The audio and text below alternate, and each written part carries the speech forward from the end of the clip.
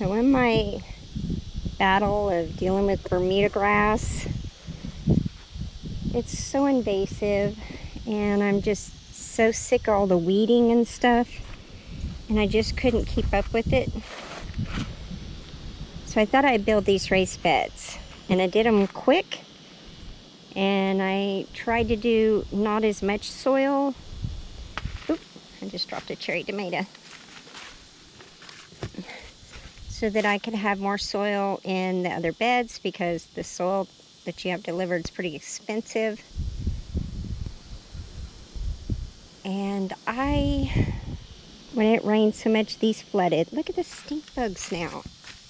So this filled up with water, busted this out, pushed it out, and it was just a huge mess. And I don't like all the weed seeds and all the crap growing in here. Look at that. There's a bunch of them.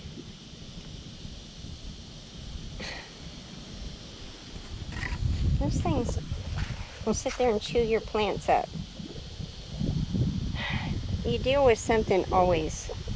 There's always going to be pests. That's why that greenhouse over there is going to be nice, because then I won't have to fight the pests like that. But for my outdoor market garden, I'm going to rebuild these a little bit different. What I thought I would do is take these two end panels, these two front ones, or side panels off, not end, and I will shovel out a good chunk of the soil, and I will rebrace some of the low areas on the sides and in here, and then I'll rebuild them. And I actually put that on backwards, but that one probably just needs to be removed and replaced with a stronger panel. Then I will rebuild them with more soil, make them stronger, and then they'll be ready for next year for the market garden, because I'm still going to do the market garden. But you learn from your mistakes. You make mistakes in gardening. It's just a fact of life. Nobody can just walk out, plant a 1 acre garden, and everything goes smooth and perfect. It's just not a reality. I try. Make mistakes, and I show my mistakes. Then you guys don't learn. Then you don't make the same mistakes I did. But it's a growing and learning process. And I'm not going to stop. Just going to redo it and try again better for next year. So that's what I'm going to do with these. And I'm still going to plant my cherry tomatoes right here. This will be a cherry tomato garden. And so that, oh, look at the butterfly. Oh, I love butterflies. Matter of fact, I'm just going to set my cherry tomatoes down.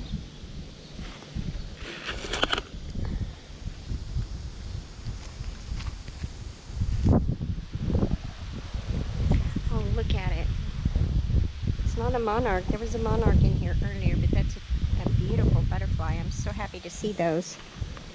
There's some tomatoes in here. Oh, yum. Oh my gosh. I love tomatoes.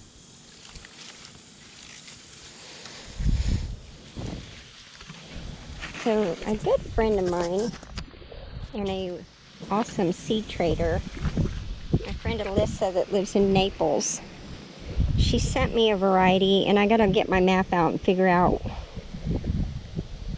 what is growing in each of these raised beds, because I didn't keep track, to be honest. I wrote it down, and then a few of the varieties did not look like what they were supposed to be. Then I gotta pull that big old weed out. Anyway, she gave me a variety called Everglades. Man, I love that one. But yeah, I'm gonna come here, and I am definitely going to redo these, make them more full of dirt, have the holes in the bottom so that the water will drain and it won't flood, and the Bermuda won't get in because I'm on the what do you call it? Tarps. Oh, heck yeah, little afternoon delight.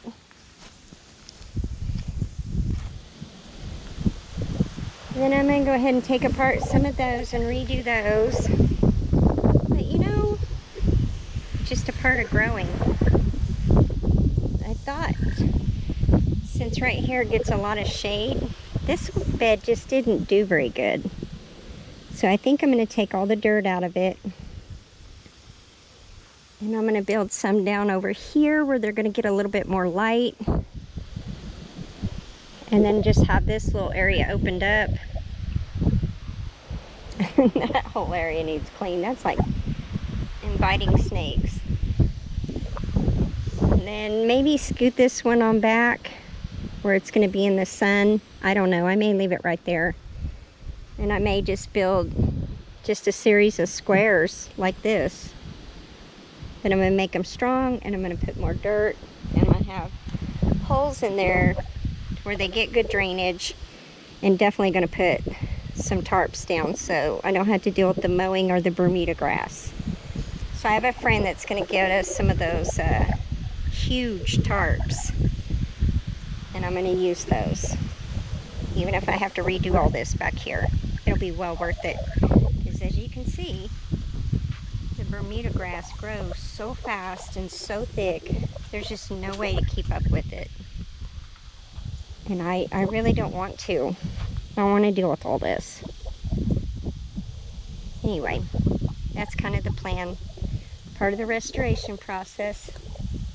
Talk to y'all later.